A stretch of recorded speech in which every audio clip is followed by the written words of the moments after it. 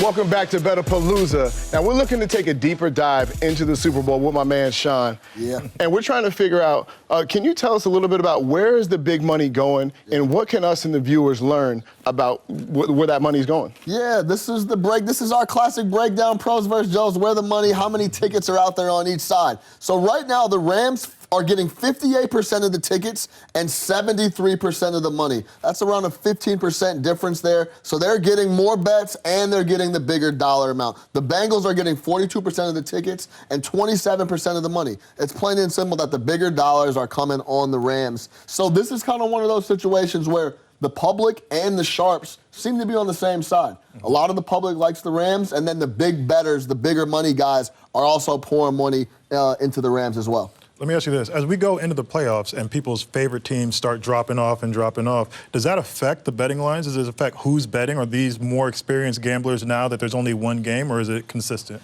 It's funny. I think it's actually the opposite. Okay. So, like, when we get closer to the Super Bowl and championship games, a lot more fun money and recreational money comes in because it's the Super Bowl and you can bet on the colors of Gatorade and that type of stuff. So, and everyone wants to be a part of the Super Bowl and have a little skin in the game there when they're at parties and stuff to talk about. So I think it's actually the opposite. I think a lot more recreational money comes in the later it goes on. And I also think people fall into the trap that it's the AFC and NFC championship. Let me bet a little more money. So it's like it's a higher stake, and it's a higher stake for the bettor as well, instead of keeping that same unit that they've been betting throughout the season.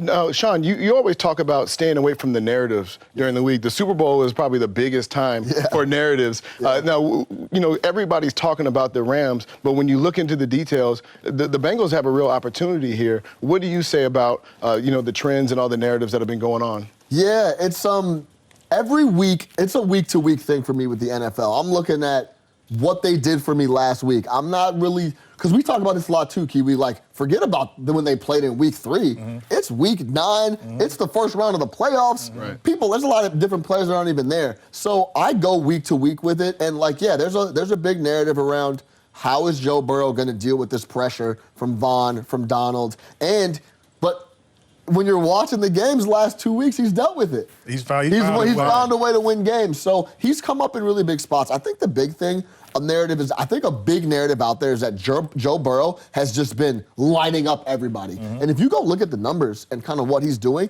he's shown up in really big spots when they need to go down and get a drive for a game-winning field goal. But overall, his numbers aren't that great. They've struggled in the first half. They haven't really played that well. So I think that's a big narrative to look out for.